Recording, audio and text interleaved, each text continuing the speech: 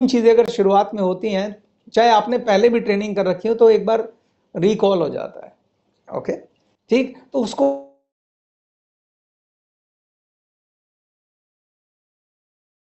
ऐसा भी हो सकता है 2-4 अगर नेटवर्क आसपास काम कर रहे हैं तो मिलके भी आप एक बड़ा विनर डे सेलिब्रेट कर सकते हैं ताकि खर्चे बढ़ जाएं। अगर नहीं है तो छोटे से किसी रेस्टोरेंट में 5 लोग मिलके भी कर सकते हैं, पर इंपॉर्टेंट ये है कि विनर डे सेलिब्रेट होना चाहिए। ठीक। 8वीं चीज है डेमो किट तैयार करवाना। डेमो किट का मतलब कि जो कुछ आपने प्रोडक्ट शॉर्टलिस्ट कर रखे होंगे जो आप अपने कस्टमर्स को, जिनका टच फील देना चाहते हैं, उनको यूज करवा के दिखाना चाहते हैं कि एक बार आप इसे यूज करिए। ठीक, तो वो डेमो किट होती है जब आप प्रोडक्ट को डेमोस्ट्रेट करते हैं कि देखिए आप ये हमारी टूथपेस्ट एक बार इस्तेमाल करके आइए और ये इसके बेनिफिट देखिए कि क्या ये फील होते हैं। तो ये अनुभव जब कोई व्यक्ति, कोई कस्टमर किसी प्रोडक्ट को फील कर लेता है तो उसका कॉन्फिडेंस लेवल बढ़ जाता है। तो ये बहुत बढ़िया तरीका होता है किसी भी कस्टमर को अपने प्रोडक्ट के लिए कन्विंस करने का। थ्योरेटिकली बताने की बजाय उन्हें बोले प्रैक्टिकली आप यूज करके देखिए ना, हमारा हैंड वॉश यूज करके देखिए, उसकी सॉफ्टनेस फील करके देखिए। तो जब कोई कस्टमर किसी प्रोडक्ट को फील करता है तो आपको ऑर्डर मिलना ही मिलना है। ठीक। इसके अलावा प्रेजेंटेशन किट तैयार करवाना नए ब्लड की। जब मैं बोल रहा हूं प्रेजेंटेशन किट तैयार करना, इसका मतलब आप इनडायरेक्टली मैं आपसे ये भी कह रहा हूं कि आप उसे 1-to-1 प्रेजेंटेशन के लिए तैयार कर रहे हैं। किसी भी नए ब्लड को 40 दिन के अंदर अंदर 1-to-1 प्रेजेंटेशन का ट्रेनर बना देना चाहिए। उसके लिए उसको हमेशा एक टूल किट चाहिए होती है, प्रेजेंटेशन किट। जब आप किसी व्यक्ति को अपना बिजनेस प्रेजेंटेशन देने जा रहे हैं या प्रोडक्ट प्रेजेंटेशन देने जा रहे हैं तो आप कैसे जाएंगे? खाली हाथ चले जाएंगे? आपके पास कुछ ना कुछ होना चाहिए। जैसे आपके पास प्रोडक्ट की कैटलॉग होनी चाहिए, आपके पास बिजनेस प्रेजेंटेशन की कैटलॉग होनी चाहिए, आपके पास कुछ सैंपल प्रोडक्ट होने चाहिए। तो इसको हम प्रेजेंटेशन किट कहते हैं। तो जब कुछ टूल्स आप और एक अच्छा सुंदर सा रजिस्टर, पेन, कैलकुलेटर, जो भी आपको लगता है प्रेजेंटेशन को देने के लिए, हाथ में अच्छा अच्छा सा बैग। क्योंकि आपका काम क्या है? आप नॉर्मल दुकानदार से कहाँ अलग है? नॉर्मल दुकानदार खाली प्रोडक्ट बेचता है, मगर आप प्रोडक्ट के लिए लोगों को एजुकेट करते हैं। आप बिजनेस प्लान के लिए लोगों को एजुकेट करते हैं। तो आप एजुकेट करते हैं इसीलिए आप पैसा कमाते हैं। तो you should be very good looking guy. आपको फॉर्मल कपड़े पहनने चाहिए, आपके हाथ में एक अच्छा सा बैग, आपके पास प्रेजेंटेशन किट होनी चाहिए, बड़े सभ्य तरीके से किसी के घर जाना चाहिए, अपनी पत्नी को साथ लेके जाइए, वहां जाके आप प्रेजेंटेशन दीजिए और प्रॉपर टूल्स के साथ दीजिए। तो that will make you a professional direct seller. तो जब आप प्रोफेशनल डायरेक्ट सेलर की तरह काम करेंगे तो आपको सक्सेस मिलेगा। मगर नए ब्लड को ये कौन सिखाएगा? Great upline. तो ये 9 पॉइंट एक नए ब्लड को अगर सरबजीत जी मिलेंगे, ठीक, तो डेफिनेटली वो अच्छा परफॉर्म करेगा। मगर अगर किसी के नेटवर्क में सिस्टम फ्लॉ होने की वजह से ये 9 सर्विसेज उसको मिलनी बंद हो जाती हैं तो देन वो डायरेक्ट सेलर बना ही नहीं। तो आपने बस खाली किसी को फॉर्म भरा के ज्वाइन करा दिया। ये बिजनेस किसी को ज्वाइन कराने का नहीं, किसी को डायरेक्ट सेलर बनाने का है। जब वो डायरेक्ट सेलर बनेगा, एक बिजनेसमैन बनेगा, तभी तो बिजनेस करेगा। बिल्कुल ठीक। तो you have to put these much efforts. और अगर ये पूरा सिस्टम आपके पास इन प्लेस है आपके नेटवर्क में और इस सिस्टम में कोई गड़बड़ नहीं है, तो लोग जो भी आएंगे ऑटोमेटिकली डायरेक्ट सेलर बनेंगे, और डायरेक्ट सेलर बनेंगे तो बिजनेस अपने परमानेंट ग्रोथ पे चलता रहेगा। इस सब में बस एक लास्ट इंपॉर्टेंट बात मैं जरूर बोलना चाहता हूं। इस सारे बात में टाइमलाइन बहुत इंपॉर्टेंट है। बेशक आपने सिस्टम बना दिया, मगर आप टाइमलाइन पे नहीं ध्यान देंगे तो भी दिक्कत होगी। देखिए, दुनिया में किसी भी बिजनेस को करेंगे आप, कोई भी काम करेंगे, उसकी सक्सेस में सबसे बड़ा रोल होता है आपके कॉन्फिडेंस लेवल, आपके एंथुजियाज्म और आपकी पॉजिटिव एनर्जी का। यानी अगर आप स्कूल में पढ़ भी रहे हैं और अगर आपको पढ़ाई को लेकर अगर उत्साह है, पढ़ाई को लेकर आपके अंदर ऊर्जा है, तभी आप अच्छे मार्क्स लाएंगे। अगर आपको कॉन्फिडेंस है कि यस मैं इसे कर सकता हूं। अगर एक अच्छा टीचर होगा वो आपको मैथ्स में इतना इंटरेस्ट पैदा कर देगा कि आपका मैथ्स फेवरेट सब्जेक्ट हो जाएगा। और अगर एक खराब टीचर होगा और आपकी 2-4-10 क्लासें मिस हो गई और आपको मैथ्स समझ नहीं आ रहा और ऊपर से जा रहा है, तो आपको मैथ्स से नफरत हो जाएगी, आपका एनर्जी लेवल डाउन चला जाएगा। ऐसा है कि नहीं? सेम हमारे बिजनेस में भी अप्लाई होता है। जब कोई नया ब्लड आता है तो ये बहुत इंपॉर्टेंट है कि जब वो आता है तो वो बहुत हाई एनर्जी के साथ आता है। अब उसका कॉन्फिडेंस लेवल है वो बहुत फ्रेजाइल है जी। क्योंकि ना तो उसके पास कोई ट्रेनिंग है, ना वो कंपनी को बहुत अच्छे से जानता है, ना उसका प्रोडक्ट के ऊपर कोई कॉन्फिडेंस है, ना वो बिजनेस प्लान की डेप्थ को जानता है, कहीं ना कहीं उसके मन में बड़े सारे डाउट होते हैं कि क्या इसमें सक्सेसफुल हुआ जा सकता है। तो जो सारी ट्रेनिंग उसको मिलनी है, जो सारी एजुकेशन उसको मिलनी है, जो सब कुछ मिलना है, अगर वो पहले 48 आवर्स में नहीं मिलेगी, जो बेसिक ट्रेनिंग है, तो इस बात के चांसेस बहुत हाई हैं कि वो जो उसका एंथुजियाज्म है, जो एनर्जी लेवल है, वो डाउन हो जाएगा, क्योंकि वो उस पीरियड में इतनी सारी गलतियां कर देगा जहां पे उसको अनएक्सपेक्टेड रिजल्ट्स मिलेंगे, रिजेक्शंस मिलेंगे और उसका मॉरल डाउन कर देंगे। तो मैं एक वर्ड देता हूं हमेशा, operation 48 hour. What is that operation 48 hour? वो समझने की आप सबको जरूरत है। आप कोई भी, जैसे मान लो आपने कोई बहुत अच्छी मूवी देखी जी, ठीक, बहुत ही अच्छी मूवी, कोई आपको याद है, आपको कोई बहुत अच्छी मूवी आपने देखी हो? हाँ जी याद है। कौन सी? अभी पीछे मैंने देखी है उरी। उरी।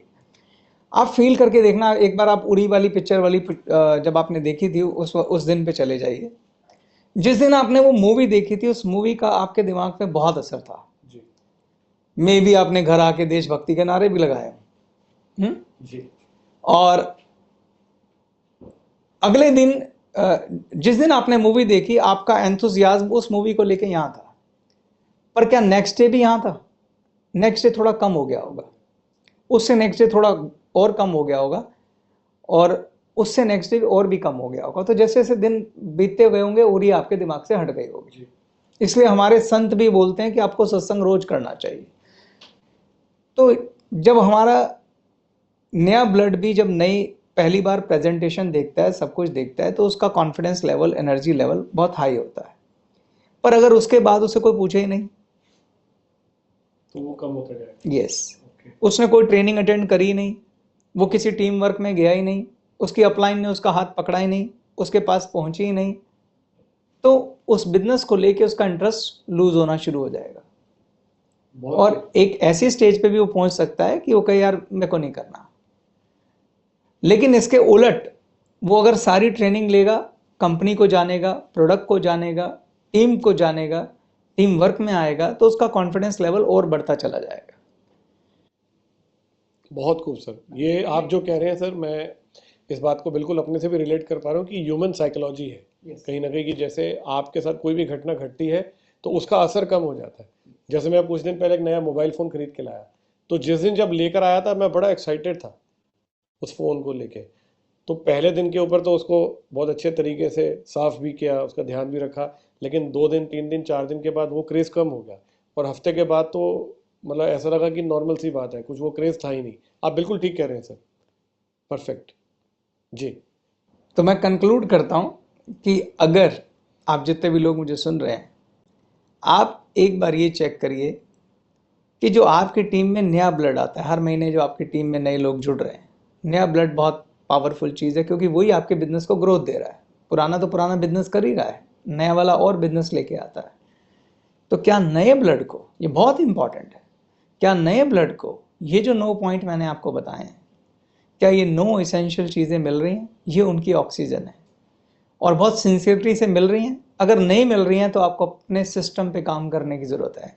अगर आपका सिस्टम बिल्कुल ठीक दुरुस्त काम कर रहा है, ये 9 के 9 पॉइंट अगर सब अपनी जगह पे हैं, तो ऐसा हो नहीं सकता कि आपकी ग्रोथ गिर जाए। जब भी नए ब्लड को इग्नोर किया जाएगा, आपकी ग्रोथ गिरेगी। It's as simple as that. Chetan sir, मैं आपकी बात को अगर समअप करूं तो मुझे ऐसा लग रहा था कि जैसे आप नए ब्लड की बात करते हैं, तो मैं इसको बिल्कुल ऐसे इमेजिन कर रहा था, आप मुझे करेक्ट करना अगर मैं कहीं गलत हूं, कि जब एक नवजात शिशु का जन्म होता है, एक बच्चा पैदा होता है, तो जो डॉक्टर है वो उसे एक वैक्सीनेशन शीट देता है उनके पेरेंट्स को, और ये जिम्मेदारी एक माता पिता की होती है कि अब आपके अपने जो बच्चा है, जो जिसको आपने एक नया जीवन दिया है, अब आप उसका ध्यान भी रखें।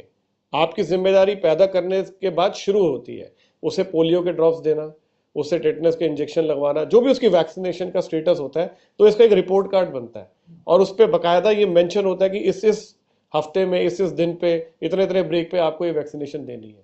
तो अगर एक माता पिता वो सारे वैक्सीनेशन टाइमली करवाते हैं, डॉक्टर के पास चेकअप के लिए लेके जाते हैं, उस बच्चे का ध्यान रखते हैं, तो वो बच्चा स्वस्थ होगा और उसका जीवन बहुत खुशहाल होगा। ब्यूटीफुल, बहुत सुंदर सरजी जी, बहुत बढ़िया example. I should clap for you. Sir thank you so much. मैं चेतन सर आपका बहुत बहुत धन्यवाद करता हूँ। हमारे पास इन 9 पॉइंट से मुझे उम्मीद है कि बहुत सारे लोगों को बहुत कुछ सीखने को मिला होगा, आज आप सबको ये जानने को मिला होगा। और मैं इसको उस दृष्टि से देख पा रहा हूँ कि ये बातचीत एक अपलाइन के लिए हो रही है, कि एक अपलाइन को अपनी डाउनलाइन का ध्यान कैसे रखना चाहिए। यानी कि अगर आप एक फौज के कमांडर हैं तो आपको ये पता होना चाहिए आपको अपने फौजी को क्या क्या देना है, उसको कौन सी ट्रेनिंग दे रही है, उसको कौन से आर्म्स एंड एम्यूनिशन देने हैं, कौन सा व्यक्ति किस चीज के अंदर फिट है। जब आप जंग लड़ने जाएं तो एक कमांडर को ये पता होना चाहिए कि उसके फौजी को किस तैयारी के साथ भेजना चाहिए। Thank you so much Chetan sir, आज का ये सेशन बहुत ही ज्यादा कमाल था, हमें बहुत कुछ सीखने को मिला। और आपने एक ऐसा मंत्र दे दिया है, मुझे लगता है जिसे एक अपलाइन फॉलो करे तो उसके नेटवर्क में आने वाली एक एक टीम, एक एक व्यक्ति जो बंदा उस टीम में जुड़ेगा वो कभी डेड नहीं होगा, वो हमेशा जुड़ा रहेगा और वो आगे बढ़ेगा। तो दोस्तों मैं चाहूंगा कि इन्हीं शब्दों के साथ हम आज के अपने इस टॉपिक को यहीं समाप्त करते हैं। इंतजार करिएगा हमारे नए वीडियो का, अगले वीडियो का जो जल्द ही आएगा, और हम अगले वीडियो में आप ही के सवाल लेकर फिर मौजूद होंगे। तब तक के लिए हमारी ओर से बहुत बहुत धन्यवाद। जय Bharat. Thank you so much.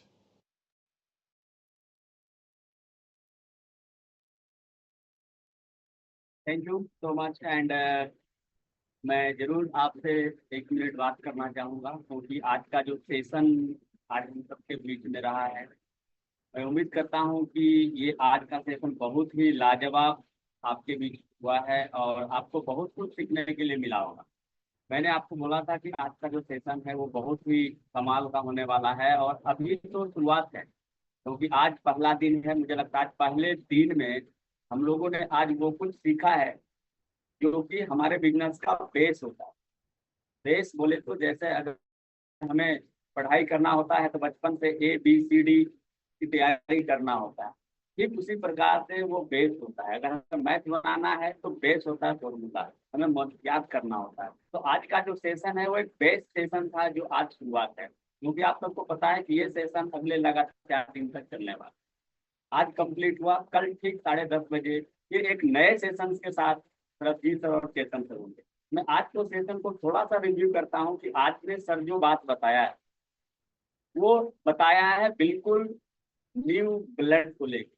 महसूस कीजिए, अगर आप हैं कभी आप भी न्यू ब्लड होंगे, कभी आप भी बिजनेस में आए होंगे, आपकी अपलाइन, आपकी सीनियर अपलाइन ने आपको किस प्रकार से आपके ऊपर ध्यान रखा, किस प्रकार से आपके ऊपर फॉलोअप रखा, क्या क्या चीजें इम्प्लीमेंट किया है आपकी अपलाइन ने आपके ऊपर। तो आज आप ED हैं, SP हैं, RD हैं, कोई LDD हैं, कोई GDD है।